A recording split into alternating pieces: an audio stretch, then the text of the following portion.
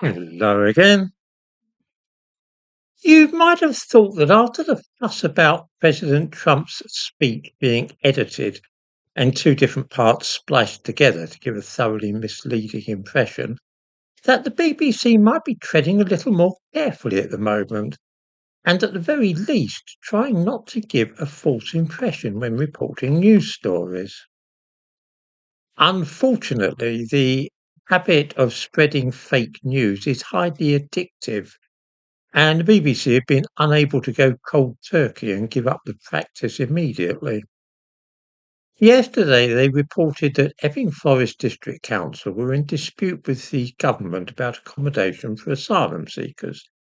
The details don't matter. What does matter is the brief resume which the BBC journalist gave, reminding us of the troubles at the Bell Hotel in Epping this summer. I give a link to the article in the description to this video, but just let me quote what it says about the trouble in Epping. Thousands of people protested in Epping during the summer after an asylum seeker living at the Bell Hotel was charged with and later jailed for sexual offences. Epping Phoenix Hotel in North Weald Bassett, which also housed asylum seekers, was damaged by a fire in March. Now, any ordinary person reading those two passages one after the other in that way would assume as a matter of course that the fire at the hotel in North Weald housing asylum seekers also had something to do with protests against asylum seekers. After all, didn't people try to start fires at such hotels in the aftermath of the Southport tragedy? The implication is clear. Thousands of people protesting outside a hotel in Epping and a fire at a similar hotel housing asylum seekers in the nearby village of North Weald. Just to make sure that people did get that idea, the BBC piece embeds a link in the words damaged by fire, which leads to a BBC article in March, which has the headline Hotel that caught fire was housing asylum seekers. Of course, they could have given a link to a more up-to-date article explaining what actually happened.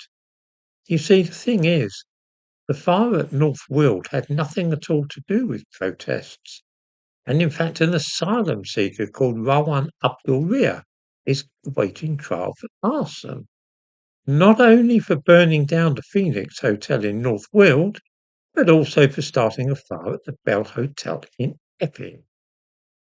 An asylum seeker, not a protester. I am pretty sure that the BBC journalist knew this when he wrote that piece. It was widely publicised, and I give a link to a news item about it in the description to this video. It looks to me like a deliberate and mischievous attempt by the BBC to cause trouble and encourage people to link the fire at the hotel full of asylum seekers in North Weald with the protests in Epping. Why else would you mention it in that way, without providing the information that it is an asylum seeker who will soon be standing trial for the arson? I don't believe that the BBC is capable of changing. I think it's rotten to the core, and the sooner it's dismantled, the better.